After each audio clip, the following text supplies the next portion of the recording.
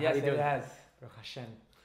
So I want to share maybe a story somewhat related to the Perashat Tazria that we heard from Rabbi Yosef Tzvi Rimon.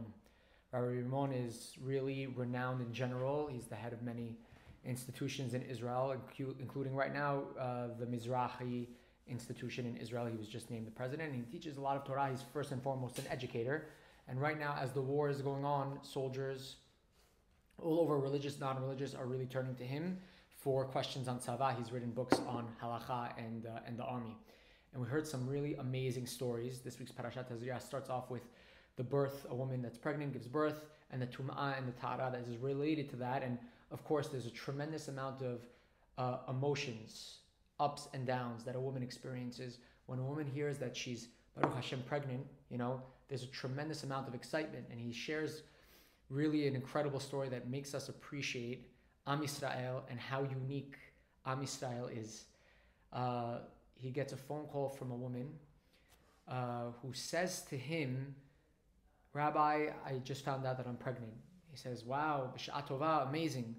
And she says, my husband and I have been struggling for, I think it was nearly a decade, to have children. And she's pregnant now. And her husband is in the army and she has no contact with him. She's not able at this point to tell him because the husband doesn't have phones. We actually saw when we were on the border of Gaza with the trip in December how we were seeing soldiers go into Gaza and they were replacing the soldiers that were coming out of Gaza and were making a barbecue. So we saw all the soldiers preparing to go into the vehicles under cover of night. They were waiting for Tzeta Kochavim to go under because they have open vehicles that go very fast. And they're all getting ready. They're putting on their gear, and then their commander comes out with a big black bag, and they all start putting their phones in the bag. And I went over to the general and I said, "What is this? They don't bring their phones?" He says, "No, of course not. They don't bring their phones." He says, "What happens if they need to be told something?" And he opens his phone, and he shows me his phone, how it's all WhatsApp messages from numbers that aren't saved. Wow. He said he goes in every once in a while to his soldiers from outside and he relays the messages with his phone. He gives it to but there's no service. They don't turn on the Wi-Fi. So the soldiers, once a week, once every 2 weeks, they write a message to their spouses. And then once he goes back to Israel, then the service goes on and then it gets sent. And then same thing with them, and how he has all these messages from husband to wife. This is how they're relaying their information from that. So she knows that her husband's commander on, let's say, Monday is going to give him the phone and he's going to be able to, speak to her or something along those lines.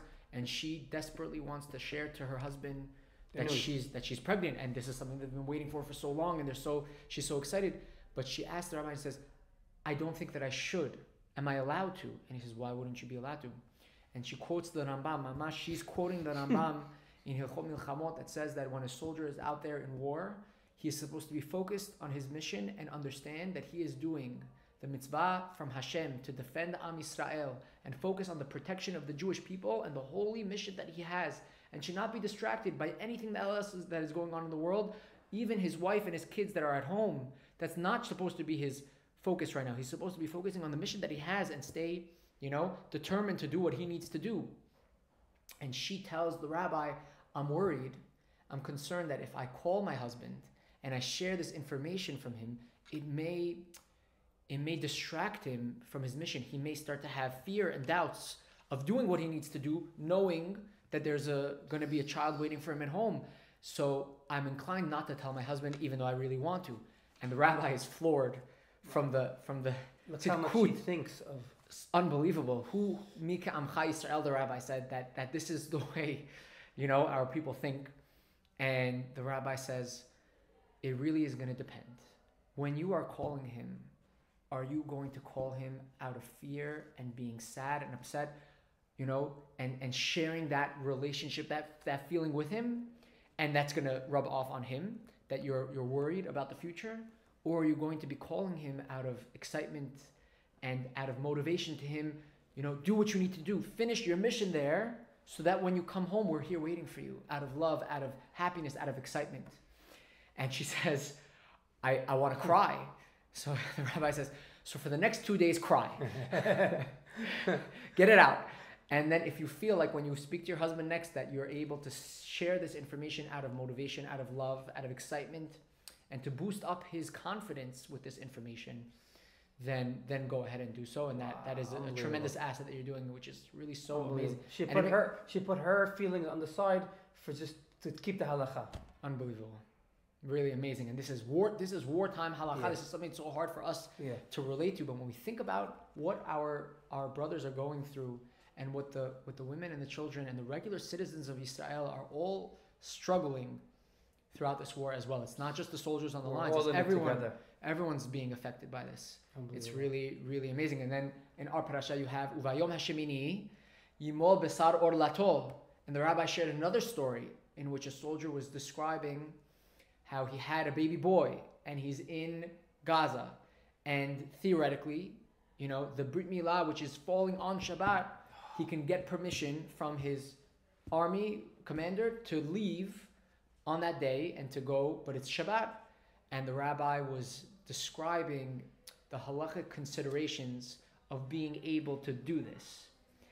And he said that if the soldier is going to be violating Shabbat just to be able to go for the Brit Milah, then that's asur. If the soldier is going there because he would be so depressed, having not been there at that momentous occasion, letting down his family, it's still asur.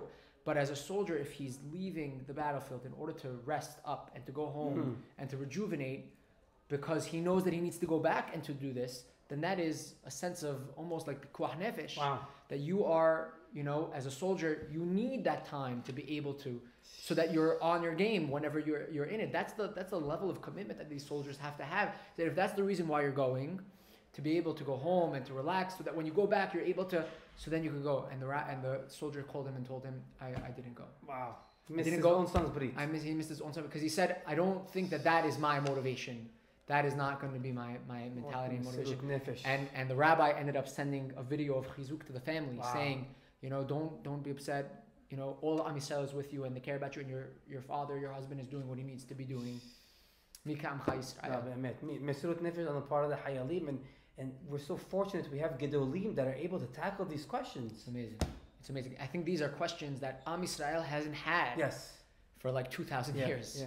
These are halachot and considerations and debates that are brand new. Ashreina.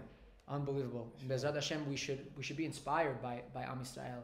How difficult it is for them to keep Torah and mitzvot, and how they're doing so on the front lines. Yes.